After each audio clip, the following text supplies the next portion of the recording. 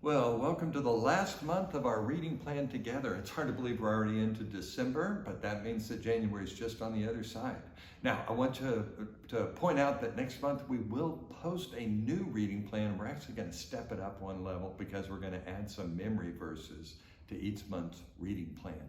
Now, this month we have the opportunity, as we read last month about Daniel, and in Daniel chapter 9, the angel Gabriel shows up and talks to Daniel. Well, in this month's reading, Gabriel shows up and talks to Mary in Matthew. And so this month we're going to start out with the wonderful stories of Advent in Matthew 1 and 2 and in Luke 1 and 2.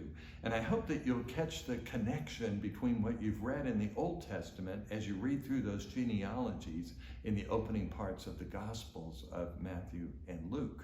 Then we're going to move on from there and we're going to read Isaiah chapter 40, which is one of the most sweeping and one of the most comforting prophecies in all of Isaiah. It's about not only when Jesus came as the baby, but even more when he returns as the judge. And so as we read through that, keep that in mind, that this is a sweeping prophecy. From there we go on to the first 5 chapters of 1 John, which you'll notice it's very interesting. It starts out the same way as John, the Gospel of John, as it talks about who Jesus was in the beginning. But then it goes on and it talks more about how to do life together. And so that's a great way. Finally, we'll finish up our reading and our year with the entire Gospel of John.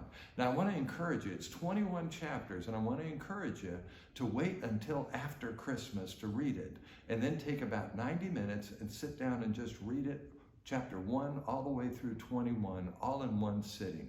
The reason is that it covers 3 years of Jesus' life. There's 3 different Passover celebrations mentioned in the Gospel of John. And there's so many familiar stories in there, but when we read it cover to cover, as it were, it brings the story together.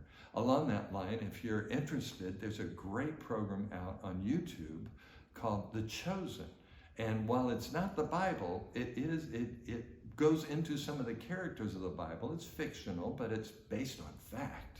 And so I'd encourage you to just sort of watch that with the family, by yourself. It's just a really good thing to read.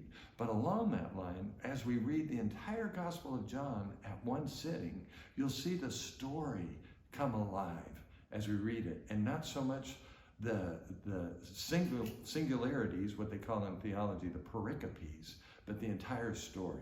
So I hope you've enjoyed reading the Bible together this year. I hope that you'll keep it up next year, and can't wait to see you this weekend. God bless.